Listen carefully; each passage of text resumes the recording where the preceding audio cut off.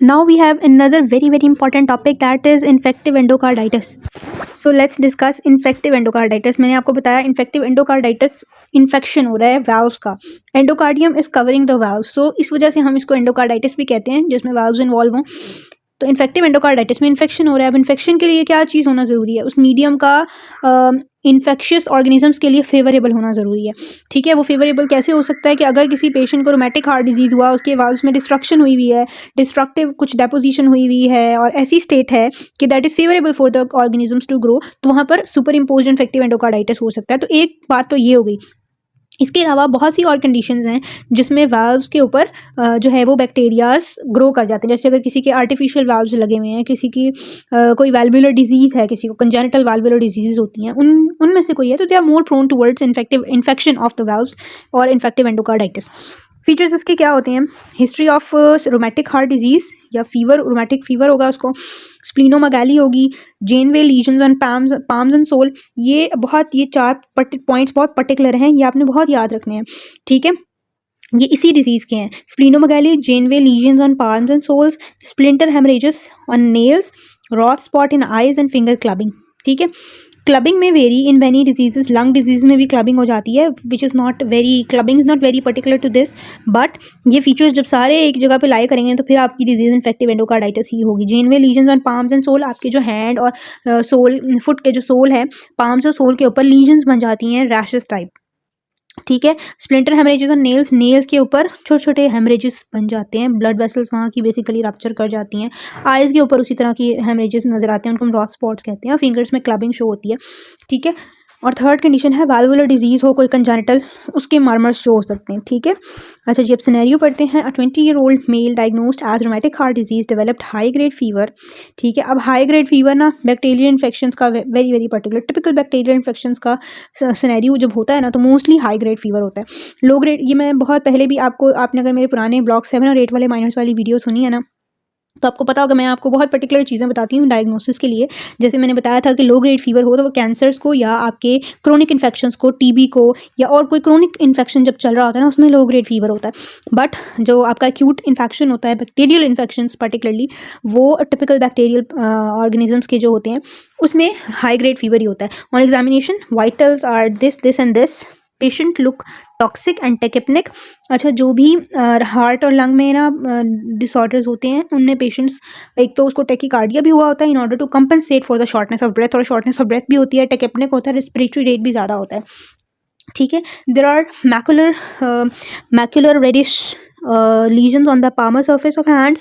Abdominal examination shows splenomegaly.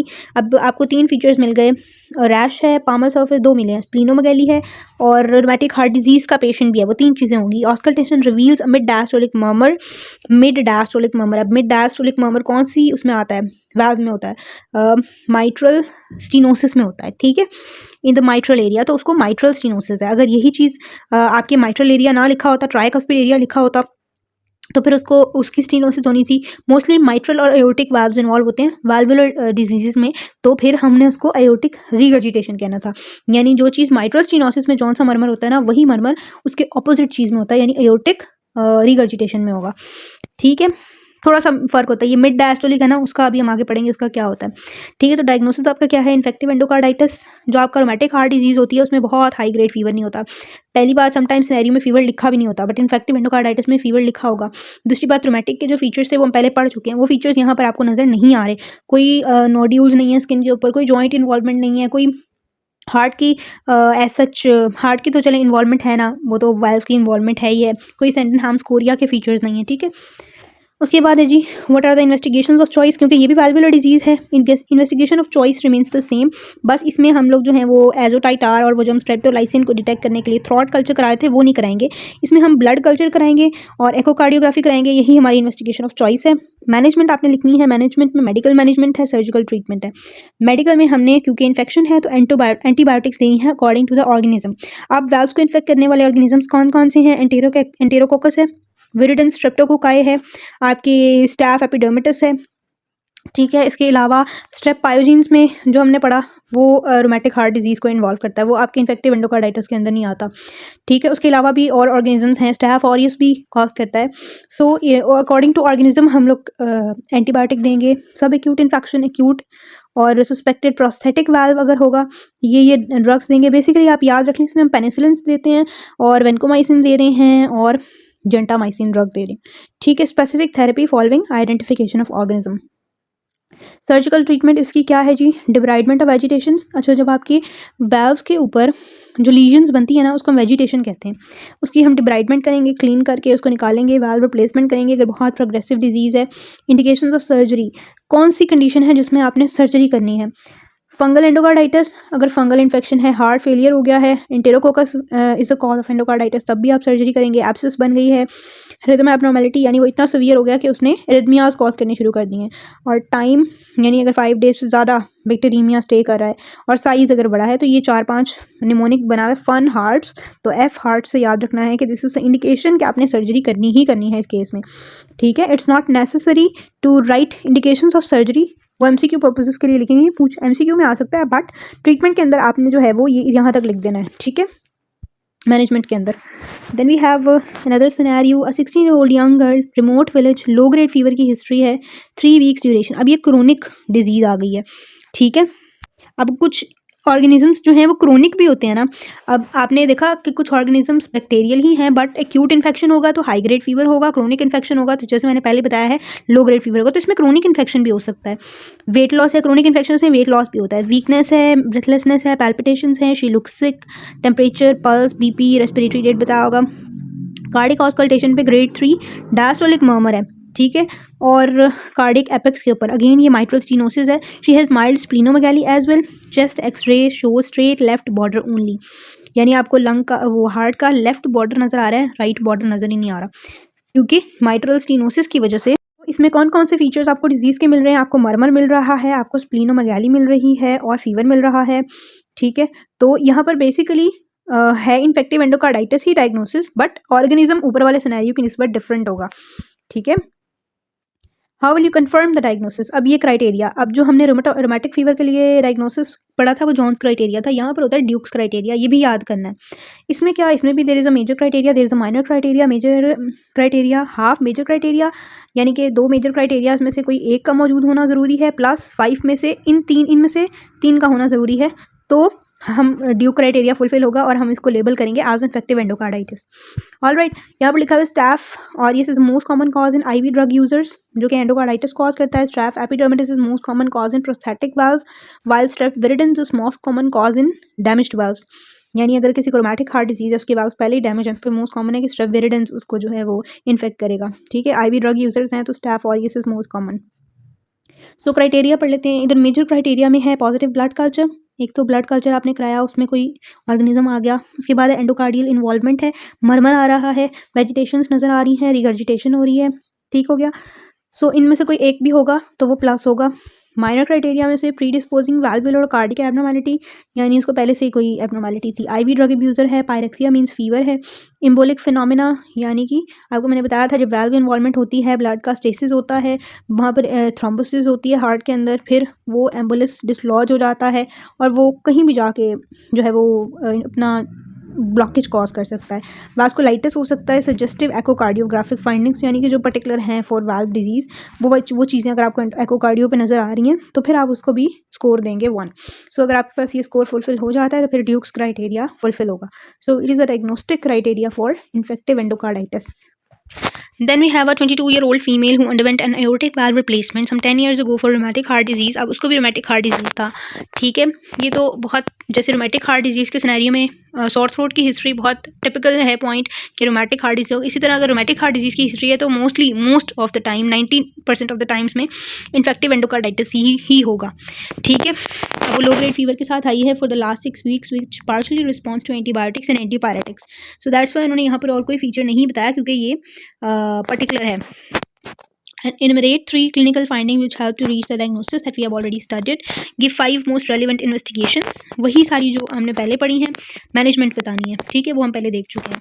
Again fever है बच्चे को लास्ट 3 मंथ्स से, ये भी क्रोनिक है. He also has pain in left hypochondrium. Left hypochondrium पर स्प्लीन की बात हो रही है, उसको स्प्लेनिक पेन है.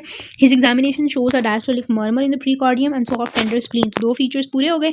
फीवर भी है, तो आपका क्या है, इन्फेक्टिव एंडोकार्डाइटिस. बिकॉज एज और fever are indications of rheumatic heart disease which is the most common cause of endocarditis. diastolic murmur valve involvement को शो कर रहा है. स्प्लीनिक इन्वॉल्वमेंट आपको पता है वो होती है. मैनेज कैसे करेंगे अगेन. अच्छा जी, नेक्स्ट है फीमेल आई हैं ओपीडी में, टायर्ड है, शॉर्टनेस ऑफ ब्रेथ है, weight loss, night sweats and fever last 3 weeks से. रैश है लिम्स के ऊपर which is obviously particular for this. On further extension of examination pan systolic murmur है. अब ये सिस्टोलिक मर्मर है, ये माइट्रल रिगर्जिटेशन को डिनोट कर रहा है विद इन लार्ज स्प्लीन और हिमेचूरिया भी है. तो ये आपको जो है वो स्प्लीन और सिस्टोलिक मर्मर और ये चीज़ें बता रही हैं, फीवर भी, कि इन्फेक्टिव एंडोकार्डाइटिस है. मैनेज कैसे करेंगे, वी हैव ऑलरेडी डिस्कस्ड. सो ये हमारे इन्फेक्टिव एंडोकार्डाइटिस के सिनेरियोज थे. अब आ जाते हैं पेरिकार्डाइटिस के ऊपर. सो पेरिकार्डाइटिस के भी बहुत ही टिपिकल कैरेक्टरिस्टिक फाइंडिंग्स हैं जिसको आपने एज इट इज़ लर्न करना है और आपको सिनेरियो के अंदर वो मिल जाएंगी और उसके अकॉर्डिंग आपने जो है वो डायग्नोसिस बना लेना है, ठीक है. So there are 3 types of pericarditis: acute pericarditis, constrictive pericarditis and cardiac tamponade. ठीक है, अभी हम पढ़ते हैं कि ये तीनों क्या होते हैं. एक्यूट पेरिकार्डाइटिस होता है chest pain that changes with changing posture. हमने एमआई और एंजाइना की चेस्ट पेन पढ़ी थी, that does not change which is changing posture, ठीक है, but this changes. Plus scratchy sound heard over precordium, ठीक है, ये इसकी कैरेक्टरिस्टिक है एक्यूट पेरिकार्डाइटिस की. पेरिकार्डाइटिस में बेसिकली जो हार्ट के अराउंड पेरिकार्डियम की लेयर है उसमें इन्फ्लेमेशन हो जाती है. इन्फ्लेमेशन की वजह से वहाँ पर जो है वो रबिंग होती है, उसकी 2 लेयर्स होती हैं जिसकी वजह से ये साउंड प्रोड्यूस होती है, scratchy sound. ST elevation with upward concavity plus minus history of recent MI, ठीक है, हिस्ट्री भी हो सकती है रीसेंट MI की और इसमें ST एलिवेशन भी मिलती है विद अपवर्ड कनकैविटी. लाइक आपकी इस तरह से जो आपका ST सेगमेंट है, अब जो MI होता है उसमें डिप्रेस्ड कनकैविटी होती है आई गेस, ठीक है, इस तरह से ये ST सेगमेंट है ना, तो अपवर्ड कनकैविटी इज़ लाइक इस तरह से होता है और फिर T वेव बनती है, ठीक है. सो इस तरह से इसका जो है वो ST सेगमेंट एलिवेशन होती है. उसके बाद जी एक्यूट पेरिकार्डाइटिस के फीचर्स हैं. कंस्ट्रक्टिव पेरिकार्डाइटिस में raised JVP, jugular venous pressure raised मिलेगा आपको, neck veins, features of right heart failure मिलेगा, hypotension, pulsus paradoxus plus Kussmaul sign, ठीक है, कॉस्मोल साइन मिलता है. वो ये होता है कि नॉर्मली जब आप इनहेल करते हैं तो JVP नीचे आ जाती है, कम हो जाती है, बट इसमें ऑपोजिट होता है विच इज़ कॉस्मोल साइन, ठीक है, उसमें वो रेज कर जाती है. कार्डियक टेम्पोनेट, उसमें भी रेज JVP होता है. कंस्ट्रक्टिव पेरिकार्डाइटिस में आपकी जो पेरिकार्डियम की लेयर है बेसिकली वो इस तरह से हो जाती है कि वो along with the heart expand नहीं कर रही होती, कॉन्स्ट्रिक्ट हो जाती है एक तरह से और रिजिड हो जाती है लाइक अपनी जगह के ऊपर, जिसकी वजह से पर्टिकुलरली हार्ट जो है वो फिलिंग भी नहीं प्रॉपर होती और कॉन्ट्रैक्शन में भी मसला आता है क्योंकि हार्ट एक्सपैंड और हो नहीं पा रहा होता, ठीक है, एक्सपेंशन में बेसिकली प्रॉब्लम होती है. इसी वजह से राइट हार्ट फेलियर के सिम्टम्स भी आते हैं. उसके बाद जी कार्डिक टेम्पोनेट में क्या होता है, इसमें भी मसला होता है constructive pericarditis he, but a severe form के, इतना ज़्यादा हार्ट को वो जकड़ ले कि हार्ट कॉन्ट्रैक्ट ही ना कर सके, ठीक है. इसमें भी रेस JVP मिलेगा. Globular heart because of the उसने हार्ट को पूरा प्रेस कर दिया है. हाइपोटेंशन होगी, पल्सस पैराडॉक्सिस, यानी जब आप पल्स देखेंगे तो वो पल्सस पैराडॉक्सिस होगी, मफल्ड या faint heart sound because of the reason that I have told, और कॉस्मोल साइन इसमें भी पॉजिटिव होगा. Now let's read the scenario. A 50 years old hypertensive male, अब hypertension है एक patient को, presents with pain behind the breastbone occurring on exertion with radiation to the left arm, ठीक है. अब एक चीज़ तो आपके जहन में डिफरेंशियल्स में क्या क्या चीज़ें आएंगी, चेस्ट पेन है और लेफ्ट आर्म पर रेडिएट भी कर रही है, हार्ट से रिलेटेड है, ठीक है. अब एंजाइना भी हो सकता है, MI भी हो सकता है और मतलब कुछ भी हो सकता है. अभी आपके डिफरेंशियल में बहुत सी चीज़ें हैं.